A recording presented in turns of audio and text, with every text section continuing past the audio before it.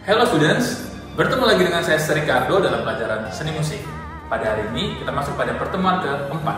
Pada pertemuan kali ini kita akan membahas materi mengenai memainkan alat musik barat di dalam sebuah grup, di mana kita akan mempelajari mengenai memainkan alat musik tiup dan memainkan alat musik perkusi.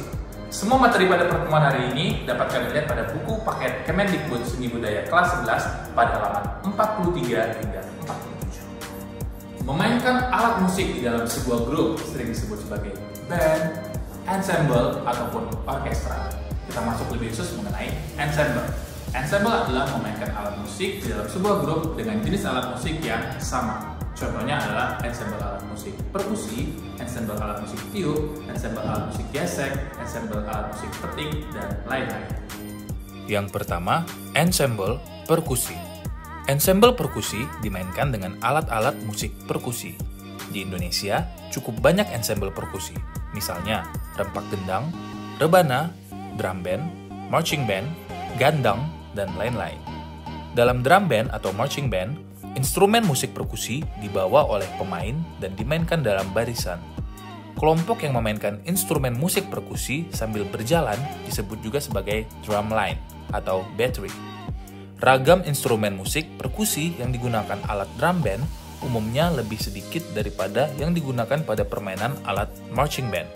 Contoh instrumen ini antara lain adalah snare drum, drum tenor atau quint, drum bass, dan cymbal. Pukulan-pukulan dasar pada permainan drum disebut basic sticking. Setiap pola pukulan di bawah ini sangat penting untuk dikuasai karena sangat berpengaruh pada permainan drum dan sangat banyak digunakan. Jenis-jenis pukulan dalam drum band antara lain R itu berarti right atau pukulan tangan kanan, L itu berarti left atau pukulan tangan kiri. Kita masuk pada jenis pukulan pertama yaitu single stroke atau right left right left right left right left. Latihan diawali dengan teknik single stroke ini pada snare drum. Latihan dimulai dengan tempo lambat, lalu perlahan percepat tempo sampai secepat mungkin. Untuk pemula yang baru belajar drum, harap memukul dengan mengangkat ujung stick drum setinggi bahu untuk melatih pergelangan tangan. Setelah pukulan cukup bagus dan mendapatkan tempo yang konstan, mulailah mengaplikasikan teknik single stroke pada bagian drum yang lain. Contoh pukulan single stroke adalah sebagai berikut. Berikut adalah contoh pukulan single stroke. Right, left, right, left, right, left.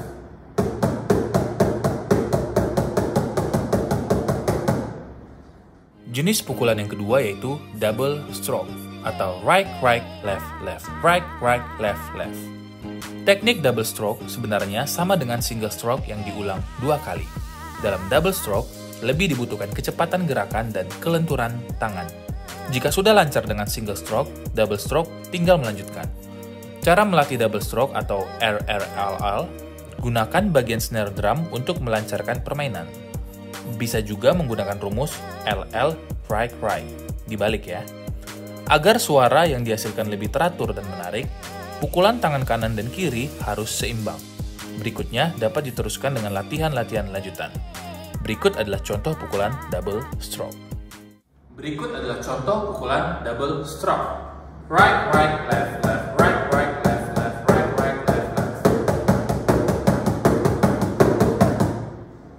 Jenis pukulan yang ketiga adalah triple stroke atau right, right, right, left, left, left, right, right, right, left, left, left. Berikut adalah contoh jenis pukulan triple stroke. Berikut adalah contoh pukulan triple stroke. Right, right, right, left, left, left, right, right, right, left, left, left.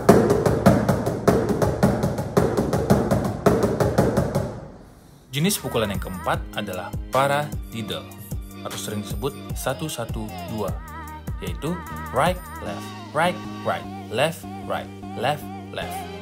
Berikut adalah contoh jenis pukulan paradiddle. Berikut adalah contoh pukulan paradiddle. Right, left, right, right, left, right, left, left.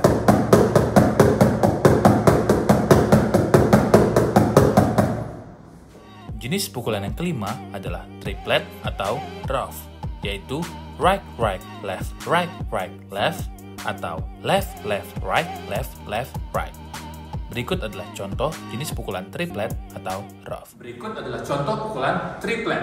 Right, right, left, right, right, left, right, right, left, right, right, left. Atau